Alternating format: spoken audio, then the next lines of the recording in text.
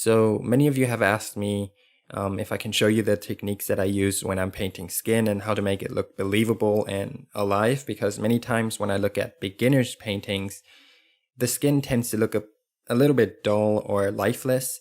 So that's basically what I want to show you in today's video. So I'll run you through how I created this illustration, and hopefully by the end of this video you will have somewhat of an understanding on what to do to create believable and good looking skin. So here we go. The first thing that I want to show you is how to use color. Some very basic principles that you need to follow in order to make your colors pop. I prepared a color wheel up here, so let me actually zoom into the color wheel here. And this is really easy to understand, but it's really important as well. Basically, on the top right, you see the warm spectrum, and on the lower left, you see the cold spectrum. You have 6 primary colors: yellow, orange, and red, green, blue, and violet. And basically, red and blue are your primaries, and orange, yellow, violet, and green are your secondaries. But let's just call them primaries because they're like the most important.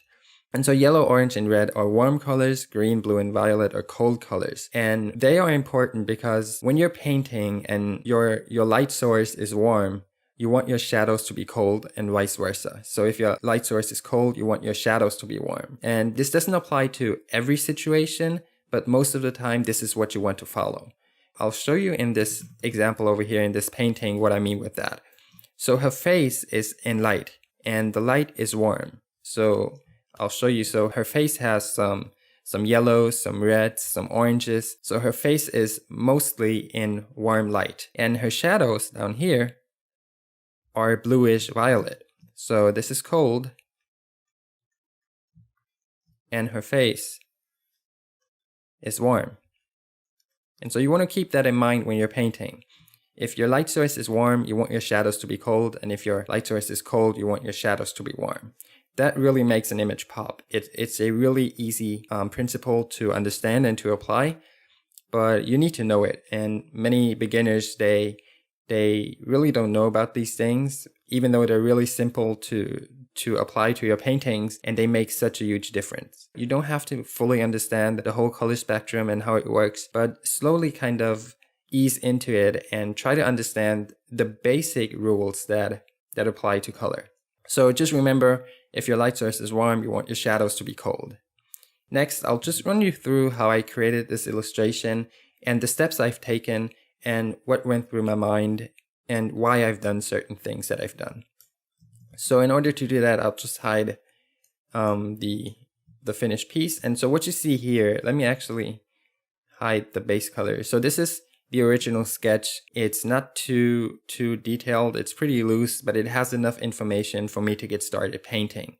And also a quick tip is to maybe have your sketch in a slightly reddish tone. It helps later on when you're painting to make it look a little bit more natural and a little bit more human. So I created a base layer, and this is just a flat color, and most of the time it's also the skin color. And so I set the skin color first before I start painting anything else. And with the skin color, what you want to pay attention to is that it's not too saturated and not too desaturated and not too light and not too dark. So you want kind of a mid value, something that is comfortable to look at. If you look at the color wheel up here, it's a pretty natural and nice color. It's not something that's too bright, not something that's too saturated, not too dark. It's kind of like a really comfortable mid value. And so next up, I like to also give all of the other things a flat color. So her hair color is going to be a flat color at first, her eye color, her lips, any accessories that she wears. I'm going to give these things a flat color. So let me just show you the layers and make them visible. For example, here we have her lips and her eyes, and I'll just keep going like this. And what else is there? Her ear pods. And so I gave everything a flat color. These act as my base layers. And from there, I just start shading and kind of take little baby steps.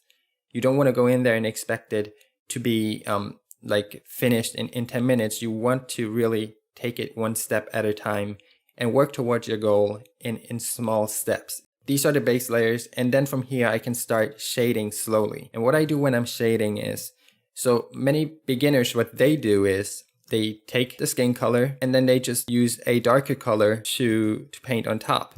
And obviously that's not going to look pretty good because it kind of looks muddy and it doesn't look very natural and nice, and it kind of flattens out the whole image. It makes it look very dull. So you don't want to have muddy colors. And in order to avoid that, what you do is you need to shift the hue of the color. So right here, that's my skin color, and then I shift hues to another color and then make it slightly darker. And then it looks way more natural when I'm painting. So do not only use lighter and darker versions of your base color to paint. It's going to look very dull. So I'm going to show you my very first shading layer. So this is my very first level of shading, and it's pretty basic, and right now it looks pretty terrible, I would say, but that's a part of the struggle. So in the beginning, most of your paintings will look kind of bad, but you just have to fight through that phase and yeah, have good faith and hope that it's going to work out in the end. So this is the first layer of shading that I apply, and you can see that I didn't go overboard. I was really cautious and I paid a lot of attention and tried to hit the main points of shading. And this is really important. You don't want to go in there too fast and do like final touches. You want to see what works and what not. And also when you're painting females, you don't want to put in too much shading because it starts to make them look a little bit old. So you want to have a nice balance between soft and hard shadows and edges. And I'll get into that later. But for now, just keep it simple and one step at a time. So what I do next is I do the same thing for all of the other layers, and I just keep going like that.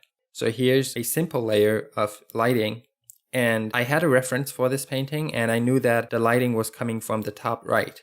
So I was just adding a simple layer of lighting, and then I just kept going. I added some basic shading to her hair.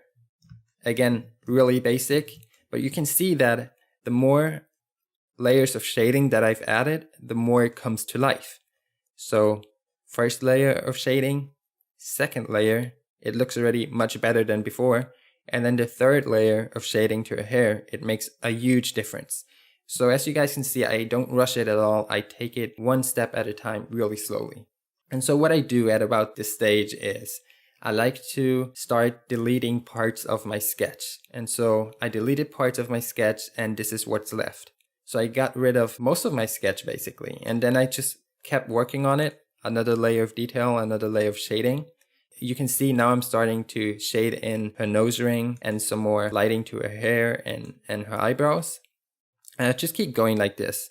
Now I'm adding, and this one is crucial, this step is crucial. So right now you see that I basically only have like 4 different colors, 5 different colors, and her skin is looking pretty lifeless. I mean, the shading is pretty nice, but there's no life to it. If you look at a photograph, there's something about it that makes it look believable. And so we need to replicate this when we're painting, and this is crucial, this step. So with my next layer, you can see that I'm adding pinks, reds, and oranges. And the reason for that is the physical skin on a human is just a thin layer, and underneath the skin, there's blood, bones, and flesh. So you need to let that shine through the skin. And so if you look at a person's nose, most of the time it's kind of orangey reddish because there's blood under the skin in the area of the nose and also around the ears and stuff. And sometimes you see a really bright light shining through the ears. For example, have you ever like took a torch and let it shine through your fingers and you see kind of the light shining through and it looks kind of orangey reddish? That's because it's shining through your skin, and your skin is basically translucent. So it lets the color underneath show through. So that's really important. You need to pay attention. And that's why I said you need to study color, and you also need to study some anatomy to know where to place these colors. And so I added pink to her nose because underneath the nose, or underneath the skin of the nose, there's blood and it's constantly running through there. And so it shines through. And it's really important to know where to place these colors. So next, I need to add depth to my painting because I don't want it to look flat. And so in order to add depth, I need to add contrast to my painting, and I add contrast by adding darker colors to it and brighter colors. So whenever there's contrast, it adds sharpness and also depth. Here I'm adding darker colors, and you can see that it starts to pop instantly. It makes such a huge difference. And also you can see there's a really bright orange It's because there's the translucent skin and the ambient light is shining through, and so you see that orange color shining through of the skin. And so it's kind of like the example I said before, where you take a flashlight and you shine it through your skin of the finger and you see that orange color. It's because it's shining through the flesh and your skin, and so it creates that orange color. And it's really important to kind of paint in those illusions and those effects, because it'll make your skin look believable. So my light source is right here. It's coming from the top right. This is my light source. And so light is basically, or shadow is basically an area where light doesn't get to. And so this time I'm just adding a few more shadows. And so the light is coming from the top right, as I said.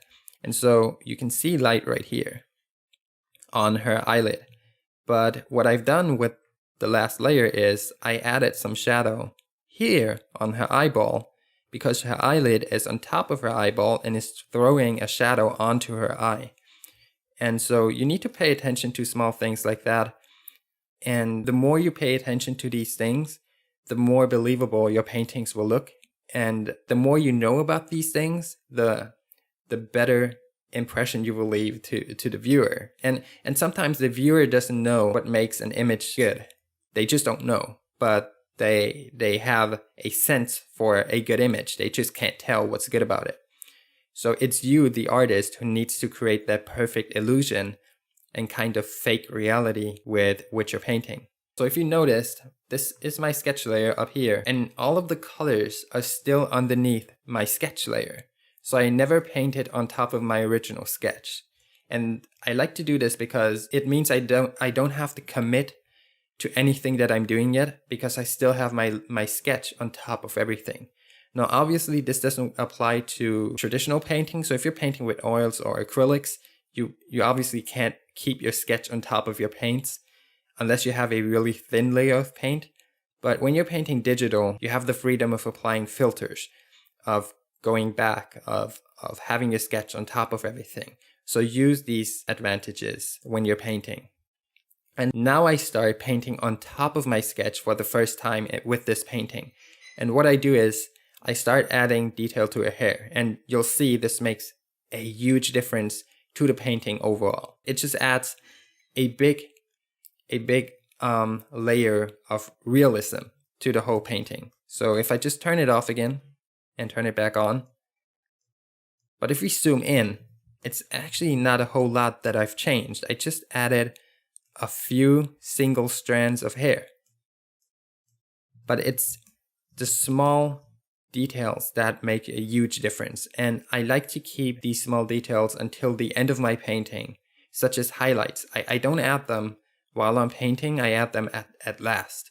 So, because highlights make your image really pop, and those are like the icing on the cake. It's kind of like the cherry on top.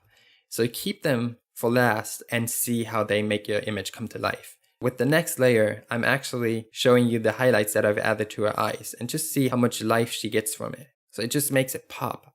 There's something about highlights that just finalize your image. So at this point, I could basically call it done. I just wanted to add one more layer of detail before I was really happy.